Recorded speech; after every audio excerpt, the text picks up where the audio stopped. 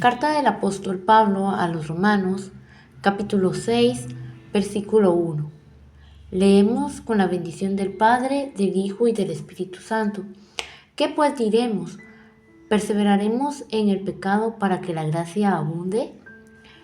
Empieza el apóstol a hacer una pregunta con el objetivo de cuestionar la actitud y el comportamiento de la iglesia que se había constituido en Roma.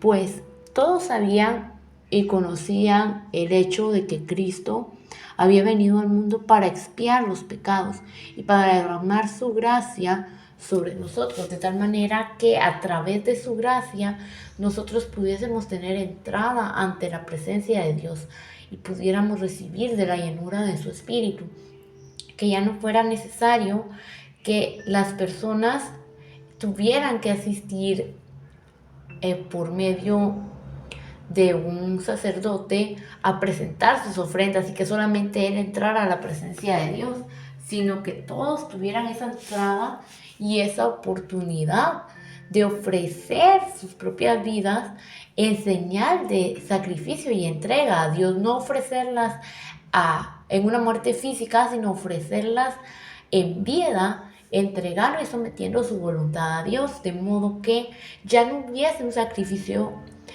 a través de animales que buscara expiar el pecado. ¿Por qué? Porque el derramamiento de sangre, el mayor derramamiento de sangre que se hizo, fue el del Cordero de Dios, que fue su Hijo Jesús. Entonces, viviendo ese tiempo de gracia, viviendo ese tiempo en el cual ya tenemos, incluso ahora nosotros, perdón de pecados, podemos venir al arrepentimiento a través de la sangre de Cristo, somos justificados y ya no es necesario hacer un sacrificio cada año, cada día, sin creer en Él y confesarlo como nuestro Salvador.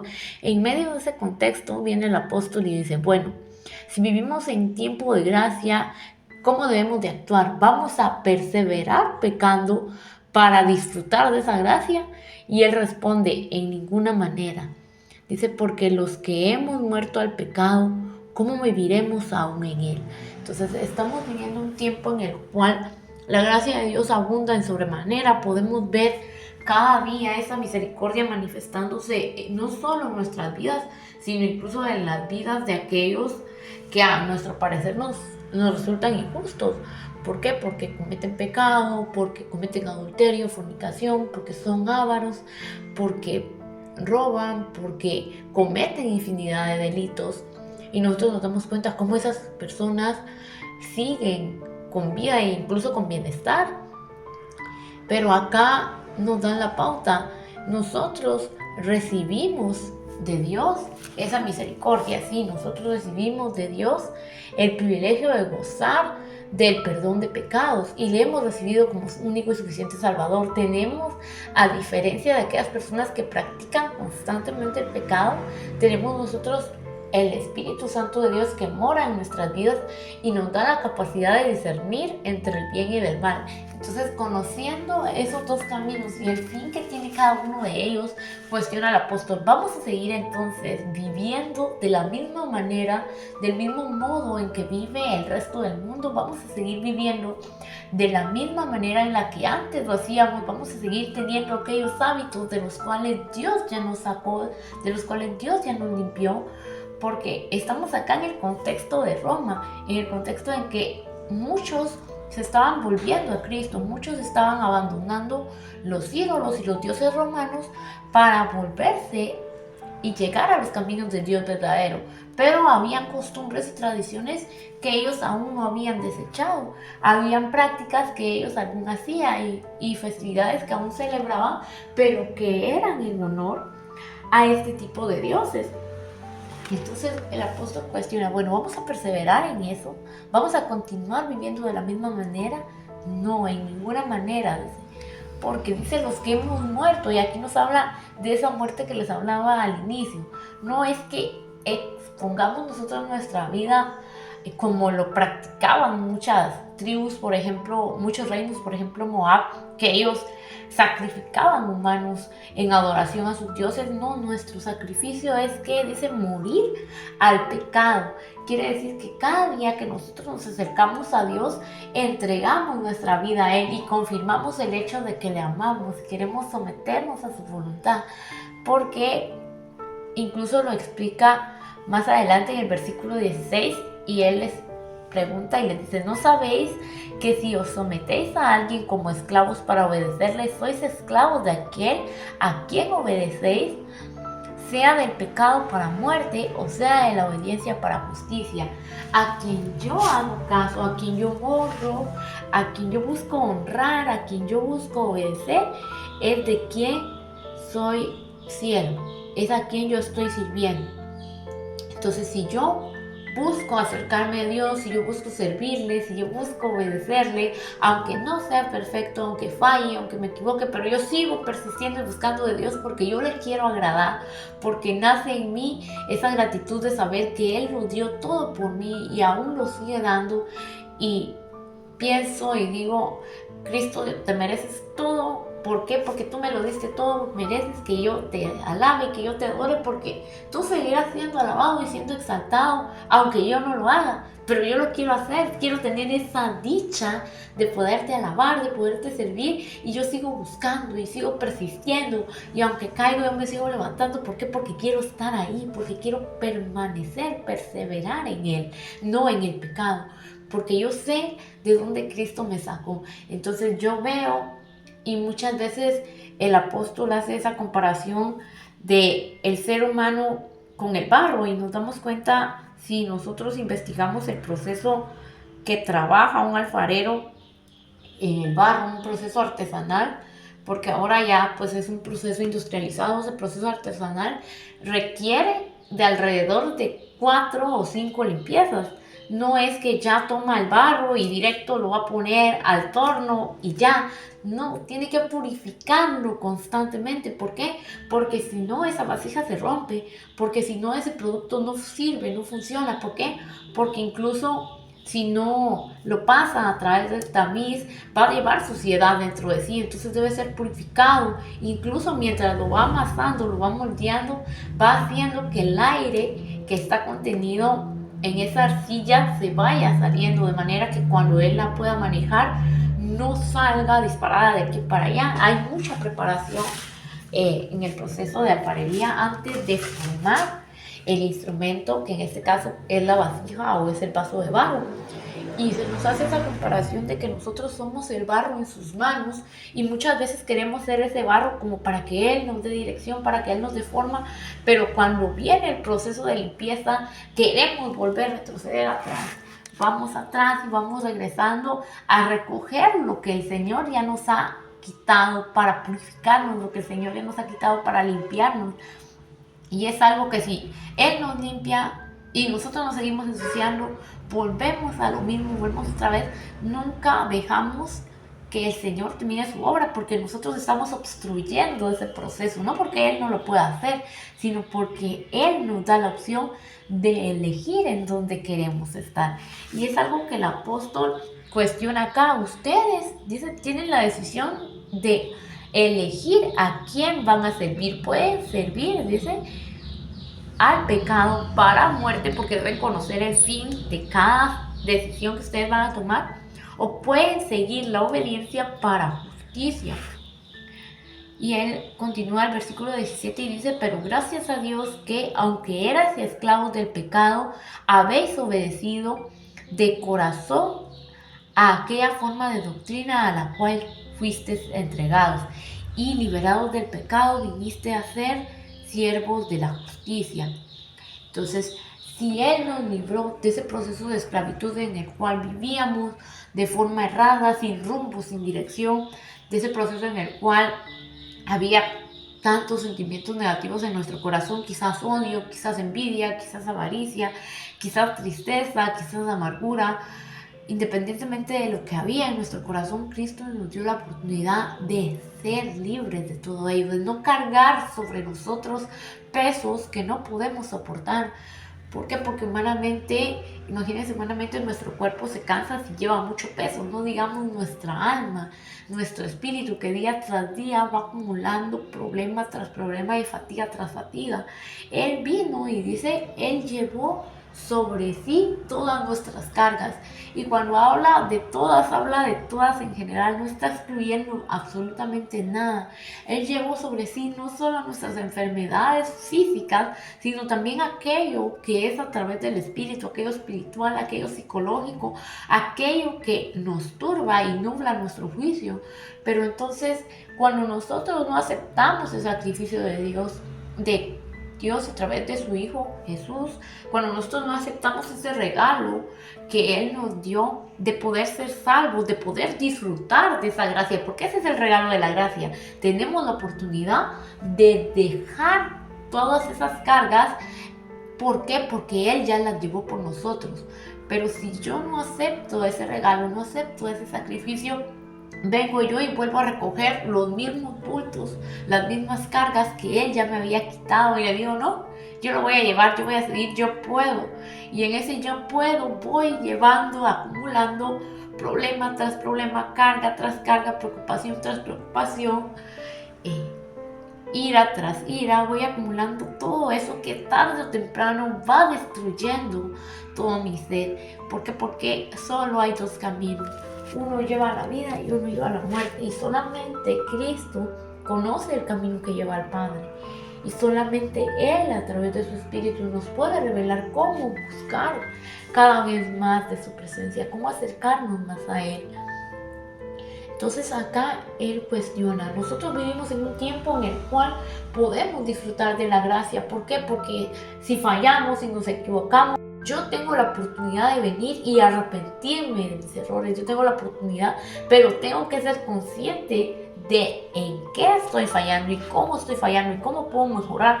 Porque acá algo muy importante es que ese era el propósito principal de la ley, hacer consciente al ser humano de lo que le es permitido, de lo que le es lícito y de lo que no. De lo contrario, no tuviésemos leyes en nuestros países. Nosotros tenemos normas, por ejemplo, normas de conducta, normas civiles, normas legales. Nos damos cuenta de que para cada situación hay una norma. ¿Por qué? Porque debe haber algo que nos delimite y nos haga saber qué es lo adecuado y qué es lo que no se debe hacer. ¿Para qué? Para que yo pueda orientar mi vida a vivir rectamente en sociedad. De modo que si yo falto a la norma, viene un castigo y viene una reprensión. Ese era el propósito principal de la ley, no condenar al ser humano. La condenación era consecuencia de la desobediencia del ser humano.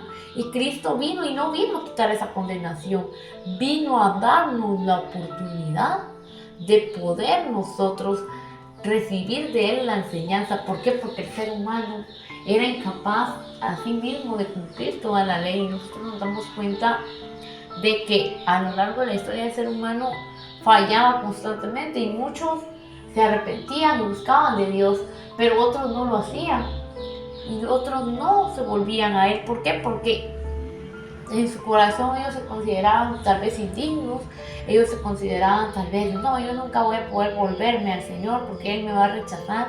Entonces no disfrutaban de esa misericordia de Dios. Entonces vino Él y su Hijo vino a esta tierra para hacer manifiesta su misericordia, para que el ser humano viera en Él la figura encarnada de la misericordia de Dios.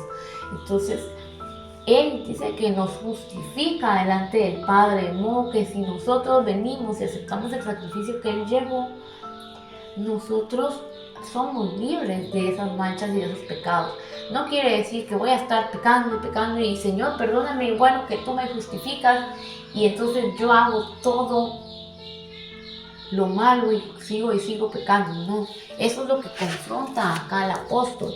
Podemos nosotros hacer la comparativa del proceso legal, como tenemos el derecho a, por ejemplo, a defensa, y nos damos cuenta de que hay alguien que nos defiende, sí, pero si yo sigo cometiendo errores, si yo sigo pecando, si yo sigo fallando, si yo sigo quebrantando la ley, esa defensa no va a tener sentido. ¿Por qué? Porque yo prácticamente estoy diciendo, no necesito que me defiendan, ¿Por qué? Porque yo sigo en mi mismo error, no estoy aprendiendo absolutamente nada y prácticamente me estoy burlando de la ley y de los legisladores. ¿Por qué? Porque digo, como hay alguien que me defiende y alguien que me va a librar, que me va a sacar de todo, yo voy a seguir haciendo lo que yo quiero.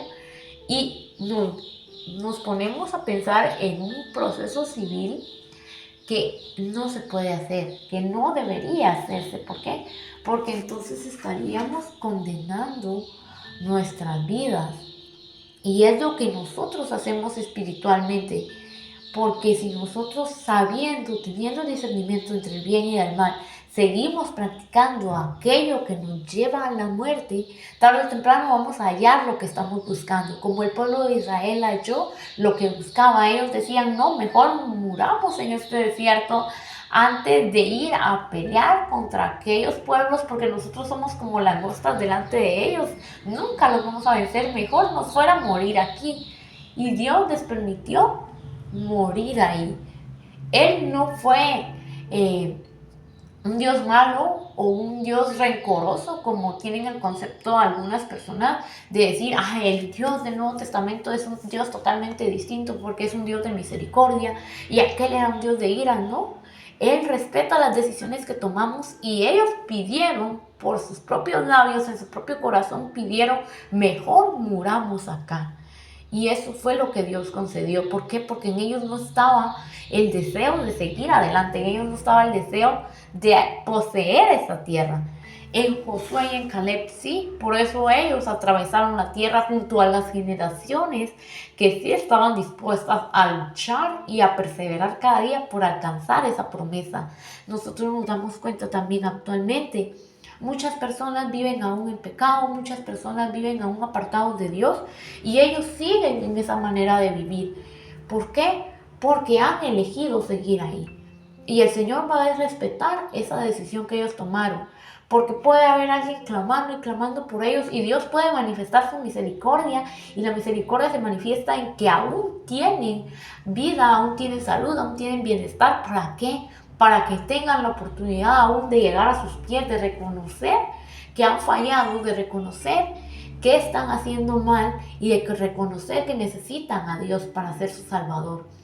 Pero tarde o temprano van a obtener el resultado de sus propias decisiones. Nos vemos acá. Dice el pecado, podéis servir al pecado para la muerte o a la obediencia para la justicia. Entonces, si ellos siguen constantemente en su mismo error, en su mismo pecado, el mismo fin que esperan, el mismo fin que buscan es el que van a recibir.